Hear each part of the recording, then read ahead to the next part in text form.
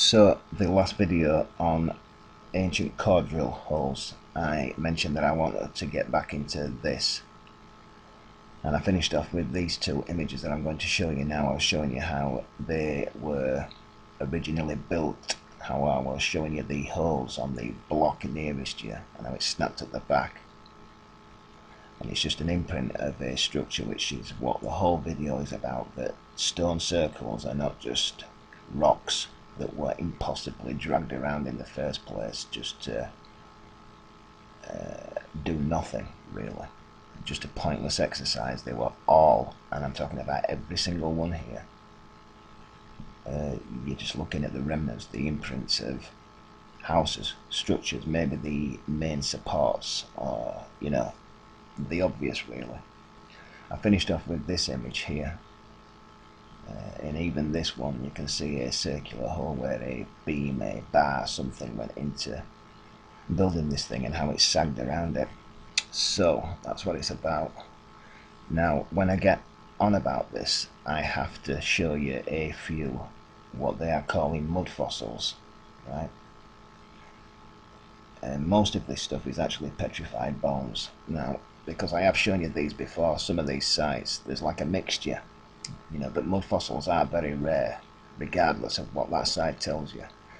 And this is obviously some petrified bones at the side of the beach, but whether or not this was part of a human giant doesn't matter, because even from the largest animal on the earth, a blue whale, the size of this bone here is probably 5 to 10 times larger than anything on a blue whale in the first place. So this is obviously from the pre-flood world, and this is a artifact that's been found by a researcher called Michael Tellinger, who lives in South Africa, and he's put this forward as a mud fossil, a bone, petrified bone, and I have to agree with him, people. I mean, I really do. And I mean, he's got this thing at a mile tall. It wouldn't be anything like that, obviously, but you can even see where the cartilage went through at the top on the left hand side. You can see the din there where the cartilage went through to operate this bone. On this next image, it's the same artifact, it's just a side view, and you can see how you can see a rim, how it used to be hollow, like bones are, and you can see that it is red, and that's exactly what I think it is, people. I found this image at the same time as I went looking for this, and these are giant clams that were found at a site. I'm not sure where.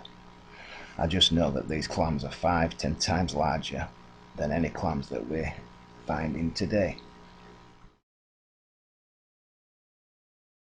Image on the right here could in fact be a boat, right? And if you don't think that can happen to wood, I've got two images later which were obviously boats, ships of large size. The one on the left is another mud fossil. You can see that they are in fact bones, they are hollow inside. That's what I think they are, right? This site here is Avebury in Ireland, and this thing is enormous, people. I've got some images coming up here which show that much of this, if not all of it, is in fact, again, petrified bones. Why it's this large, I don't know. I mean, if these are all from the same creature, was this some type of fish? Because there's not many creatures around now that's got this much bones in their bodies. Okay, it sounds crazy, but we are going to move away from mud fossils, petrified bones, very shortly. This is a close-up on one of those rocks at Avebury. I've shown this once before on giant videos. I've outlined in red the areas that make me believe that it is in fact a bone.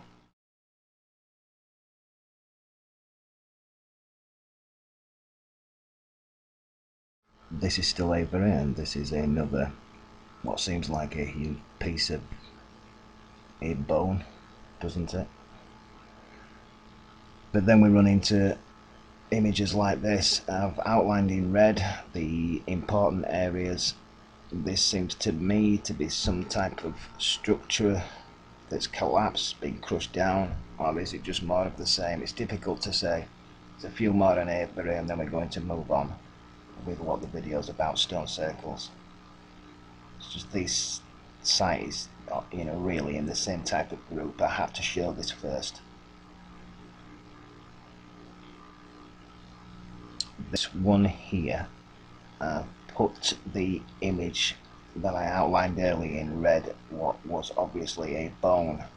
If you look in the bottom right corner, the rim that runs around the side is the exact same, looks exactly the same as what I was pointing out on the bone, which is the most convincing part of it to me anyway. And this bit almost looks like solidified concrete, but it could just be clay, everything that has turned into clay and ash, because that's how I think most of this stuff happened. It's volcanic ash. All these sites were hit with superheated ash during the flood, which caused it in the first place and petrified everything.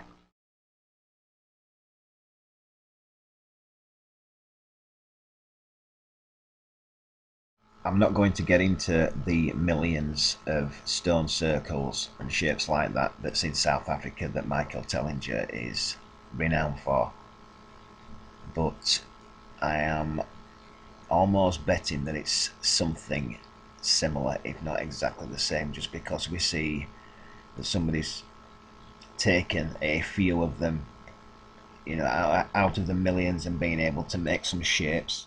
They're more than likely the exact same thing, but I won't get into it here. The rocks that's around the edge is what we call a circle, and they are obviously the main struts, the main beams of a huge roundhouse. Why they've put all the wooden things in the middle, I don't know, but it's just more mainstream bullshit, which goes for this as well, which is Stonehenge. All the druids that go there on the solstice and cuddle rocks. That's pure garbage, isn't it, if what I'm showing here is the truth. So the text message that I wrote in the last image about the wooden stakes that they put in that image all being collapsed roofing, because they will have been dragging stones out of all these sites just like this one here.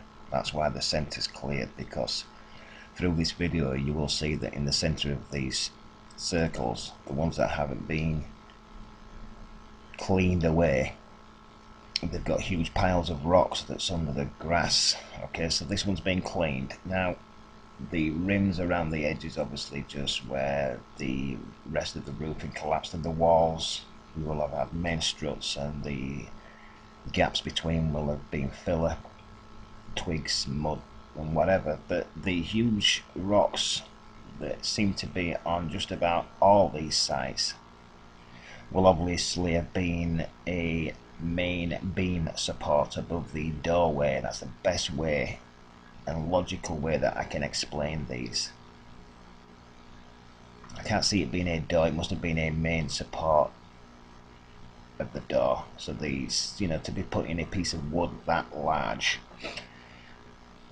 these things must have been massive, because you wouldn't have a rock in the first place, because it would break. You don't have a rock lintel, not even a concrete one. If anybody knows anything about building, then please test what I've just said, unless you had something like rebar metal in it. Right, you have them made out of steel or iron generally, but wood will do because it bends. It's got some play, some give, alright, and it's petrified. So just like this site here, when I zoom in on this one, you will see all the centre has been, it's just lumps all over it. So this site's not being cleared away of the roofing, which is now petrified.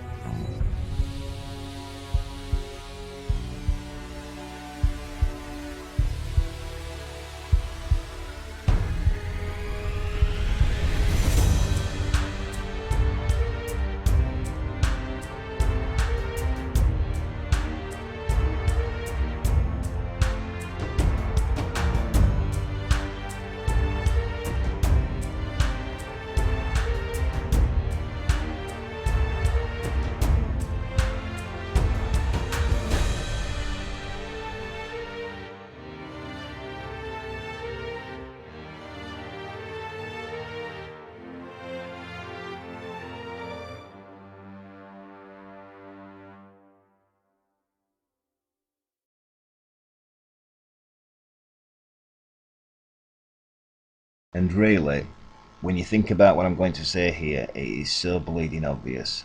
And that is that if you actually went and researched just how many stone circles there are just in little old England where I live, there's a lot more in Ireland, I think there's more in Scotland as well. These things are all over the world. So just in England there are literally, there must be almost a million. I don't know exactly without actually looking, but I know there's a hell of a lot, right?